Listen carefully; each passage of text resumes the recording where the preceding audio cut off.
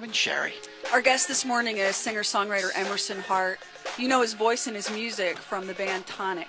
His first ever solo CD is out. It's called Cigarettes and Gasoline, and y'all, it is so very, very good. And I'm thrilled because he's brought his guitar and he's going to play for us right now live in the Bob and Sheri studio. And this is a new song off of the new CD. Yes, absolutely. This is the, I guess what they're calling the single. The single. It's the single off my new record.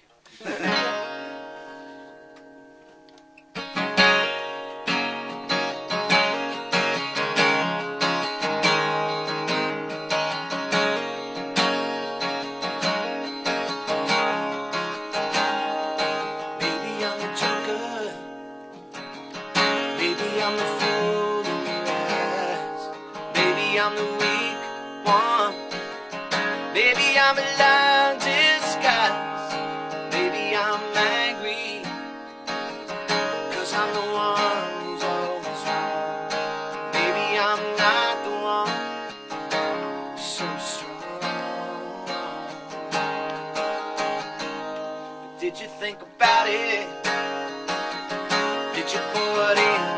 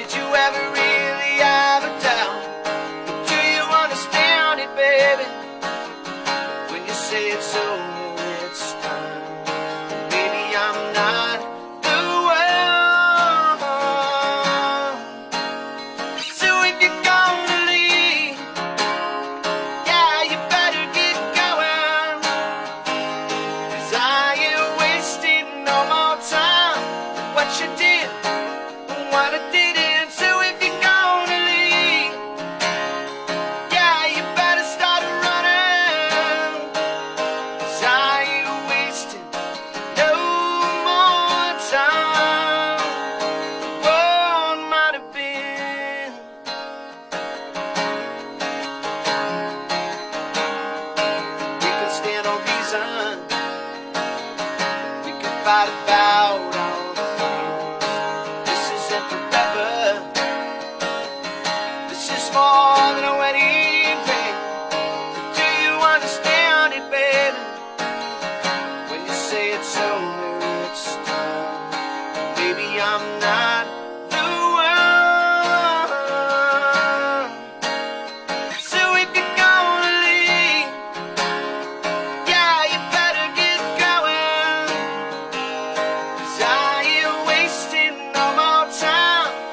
You did what it didn't. So if you're gonna leave, yeah, you better start running. 'Cause I ain't wasting no more time. Oh, did it happen again? Things that you want.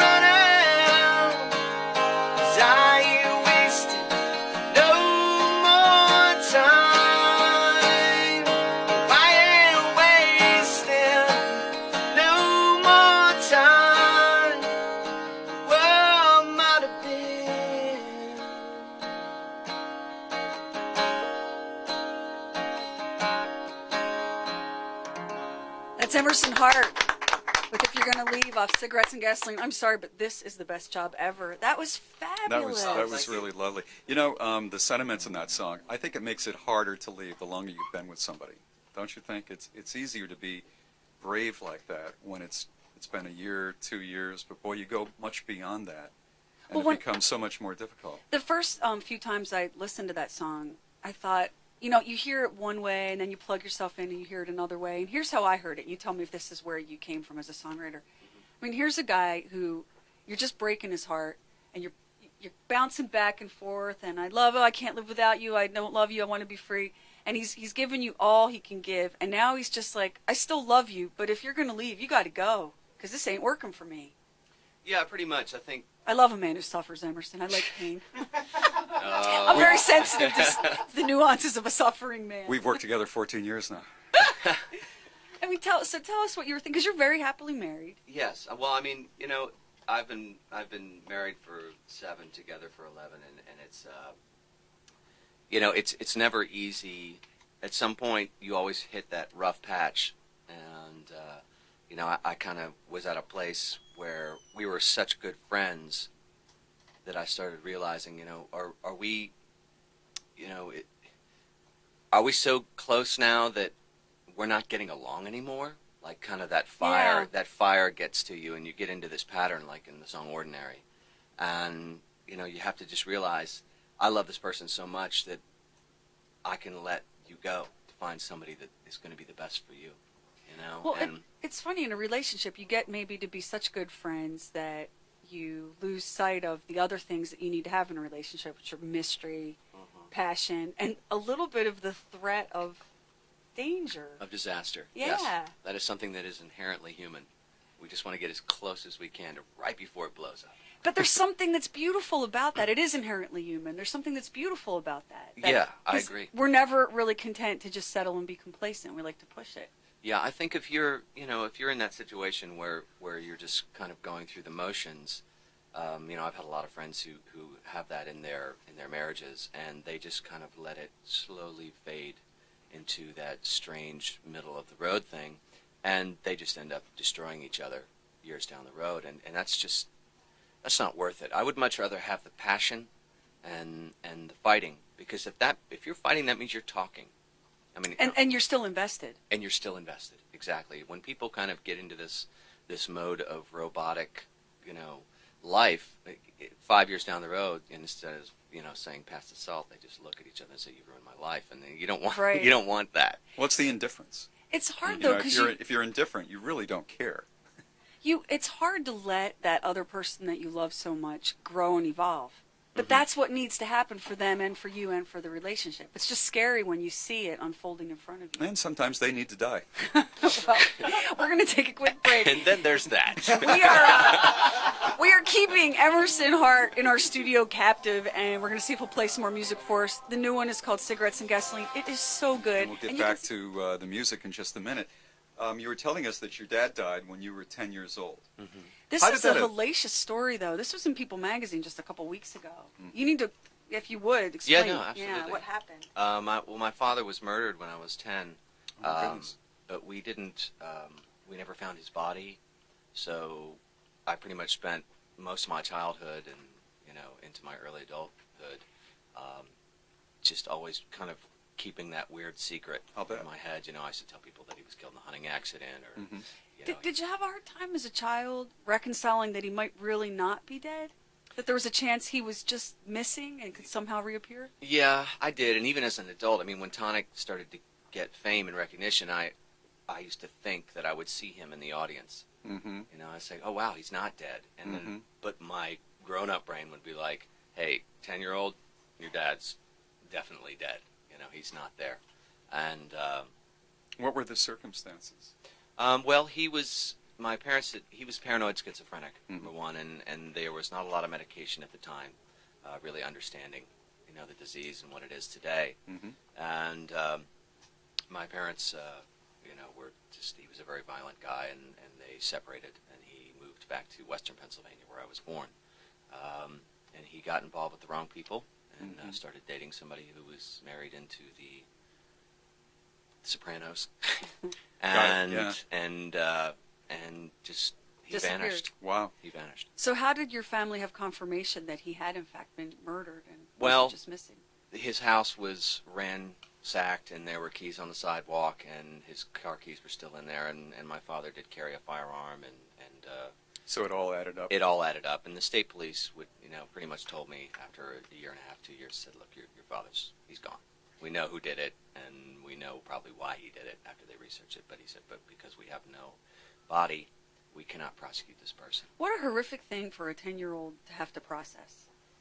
Yeah, Well, you were close to 12 at that point, right? yes. Well, at that point, after I Not realized that, it all. not that that's a grown-up or anything like that. Mm-hmm. Maybe even a worse age to try it, because at 12 you understand a little bit more about Yeah. permanence than you do when you're 10. Yeah, it was not a great experience, but I tell you, by writing this record and writing the song "Cigarettes and Gasoline," it really was an amazing thing for me, because it just really kind of put my father to rest, and it really forced me to remember the great things about my father. Isn't that terrific? So all those years Right. later, closure. Mm-hmm. We'll be right back with more from Emerson Hart. The new CD is Cigarettes and Gasoline. This is Bob and Sheri. You'll be able to see Emerson's performance on our website, BOBANDSHERI.com. Now, back to Bob and Sheri. Our guest, of course, this morning is Emerson Hart. You know his music from the band Tonic. He's a singer-songwriter for that band, and he has his first solo CD, Cigarettes and Gasoline, and he's going to play another song for us this morning.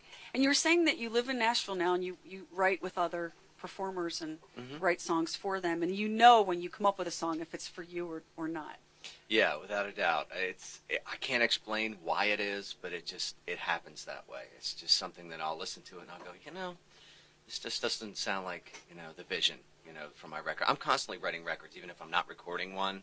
I always have a record started in my mind, and, in that process, I'll find that one keystone song, and I'll say, okay, this is the one that I need to branch the vision off of.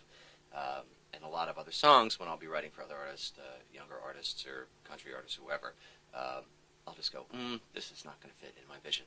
Do you sometimes, let's say there's a country performer whose work you like a lot. I'll just pick one at random, like a Tim McGraw. Mm-hmm. And you sort of sit around with the guitar, and you have an idea of what Tim would really relate to and sound great singing. You can kind of, like a costume, put that on and write from that perspective? Well, what I do usually in the country community, I took a year off after the last Tonic record, and I really just spent time co-writing in the community and understanding where I fit and who my friends were and what they wanted to say and what I wanted to say and how I could make that work. Because I'm a big fan of community, and in my community, I wanted to be a part of it. So when I write for country artists, I'll usually co-write with somebody who's in that world, so I understand it, they understand me, and I feel like I'm giving to the community. I don't want to be a guy who's like, hey, I'm rock guy in Nashville. I don't want to be that guy. And a lot of the writers that I write with are song writers. I mean, they believe in the song. And once you find that little pack that's just doing it because they love the song, that kind of helps me with that vision, because they understand and be like, oh, man, I was talking to Timmy or not. He told me, and then I'll be like, all right, well, I get that vision, And You do accents very well. Yeah, you did you the do. British thing earlier. It's really good. Yes, I am the chameleon. But it's really such a great town for that. And a lot of people don't realize that Nashville, it's like 75% of the pop songs and rock songs you hear on the radio come out of Nashville. I mean, you don't know that. Really? But there are so many writers that live there. And you'll be at a writer's, like, an award show or something, and you'll be walking around and you see some guy, like, in sweatpants. You'll be like, oh, that's the guy that wrote Wind Beneath My Wings. Or that's the guy that wrote, Pump by Aerosmith. And you're like, what?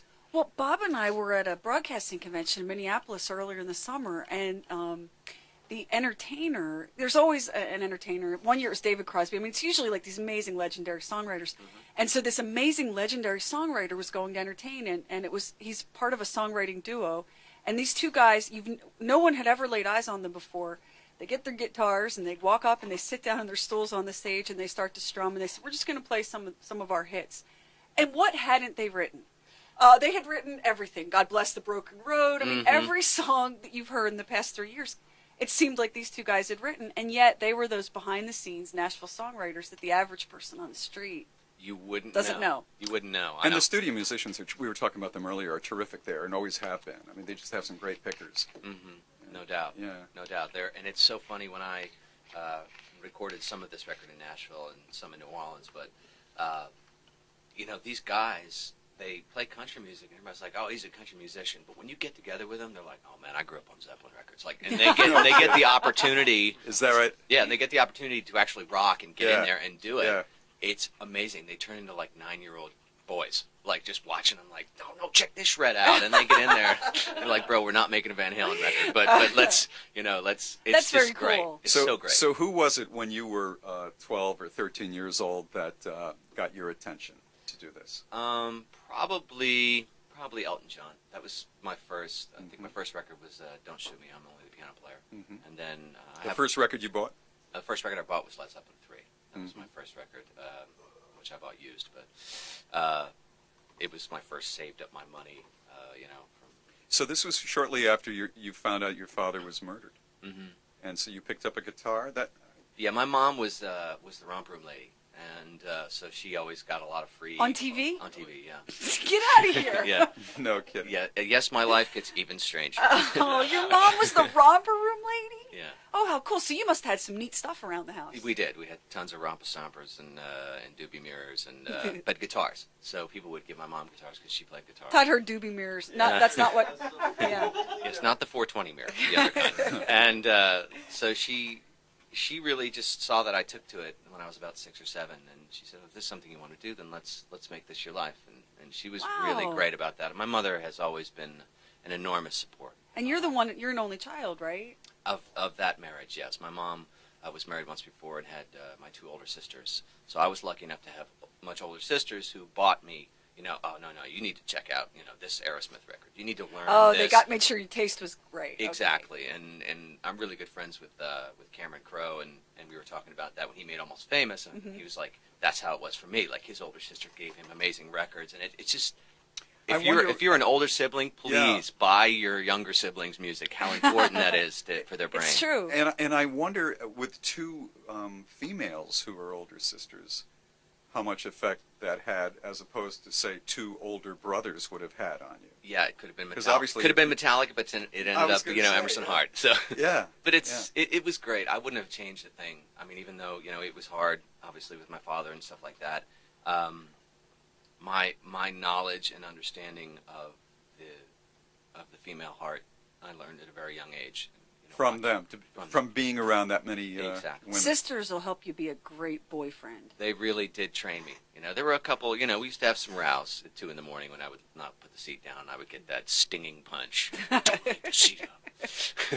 But other than that, I mean, it's just I wouldn't trade it for the world. I just adore my sisters. After having such a rough childhood, to be able to escape or express yourself with music was really a plus, because most people can't do that, and other people have experienced tragedy and really don't have any way to get it out except mill it over in their minds. I know. I get a lot of MySpace emails about that. I answer all of them. It takes me about a month and a half to get back to people sometimes, but they email me, I'm going through this right now. I lost my mother, I lost my father, or a sibling to either suicide or whatever it is, and I just really tell them, it doesn't matter if you can't write songs. Just go get a loose leaf, notebook. And get it out. Just get it out. Just Put it write down. it down. I said, and then a year from now, you'll go back and you'll read that and you'll wow, I've moved forward. I've healed. I've helped. And that's so important. You don't need to be a songwriter or an author to write. It is our gift of language and education that we can do that. And, you really need to use it. It's such an important tool for a human. Will you play another song for us? Absolutely. What would you like to play now? Whatever you like. I don't know. I mean, I guess, you know what? Let's play an old Tonic hit. Let's do that. Okay. It's kind of a fun song. This is Emerson Hart, live on Bob and Sheri. If you could only see the way she loves me, maybe you would understand why I feel this way about our love. What I must do, if you could only see our blue eyes can reach your size. When she says she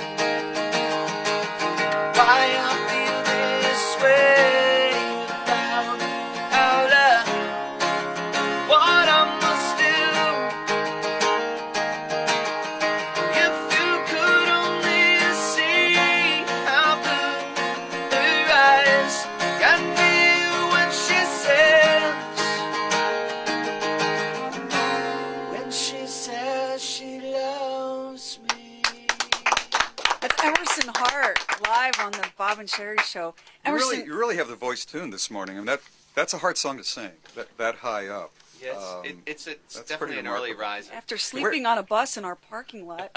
Where was the most unusual place you ever heard that song played? I saw the Harvard Glee Club do it. No. For real? Yeah, I put it on MySpace, actually. I had it up there for a while. And Oh, how fun. And the guy was like, "Hey, how you doing?" I was like, "I'm doing great." He's like, "We're thinking about doing a cover of If You're Gonna Leave, your new single." I was like, "Bully Maru, go ahead and do it, you yelly old guy. Lay it down." Well, I want to tell everyone listening to us on 107Q in Columbus, Georgia, and the whole Auburn University community that Emerson is on your way. You're on the way there day after tomorrow. Yes, I will be there tomorrow night. I'll be there tomorrow night with Collective Soul. So that's going to be a huge show. Where are you playing there? Do you remember? I think I'm actually playing at the school. At the school. We're playing in the field or something like that. I spoke to Ed about it, and he was like, "Man, it's going to be a good time." I was like, "All right." Well, listen, the reviews on this CD are phenomenal. I mean, the critics are pretty much unanimous on this is going to be huge for you. Are you ready for that? Because it seems like you've enjoyed your kind of quiet, happy life. Look, I love whatever the universe will deal me. I mean, it's really just, I'm so thankful to have been able to have had a career, for going on 11 years now. And I'm so grateful for all of it that at this point, I was talking to a younger artist about it. He's like, "Wow, isn't it amazing to do all these things?" And I was like, you know what? It really is. It really is. Do not ever, you're on your way up, enjoy every moment of it. I think so many times we get so tired and wrapped up and all that stuff, but I've never complained about my job. I have the best job in the world. Do you look back on the days touring with Tonic where you had kind of like a peak rock star sort of moment where you went, "Oh, yeah"? Yeah, I've had a this is the couple of stuff. those. We played in at Rock am Ring in Germany. I think it was about 350,000 people. And, Whoa. Like, I remember walking out on stage and hearing everybody say, Tonic, but In that German in accent. a German accent, and it was very Gaulish. Like, I mean, just the masses of people and everybody with their faces painted, and it was just amazing. That's amazing. Wow. Oh, is this the Harvard Glee Club? I mean, come on, that's priceless. That's a compliment. That's pretty funny. Thank you so much for being with us. Thank you, Emerson My Hart. pleasure. I always have such a hard time choosing a favorite anything, but this is, and I've heard some great music this year. This is my favorite CD that I've heard this year. This is going to be so big for you. Oh, well, thank you. That really, really, really makes me feel And then you're great. going to end up flaming out in fishnets on the VMAs. I hate to see it happen, but, I tell you what, me and a thong, it's pretty good. Emerson Hart, his new CD, Cigarettes and Gasoline. Thanks for listening. Bye-bye. Bye-bye. Hey, Tanya Roberts here, and I want to know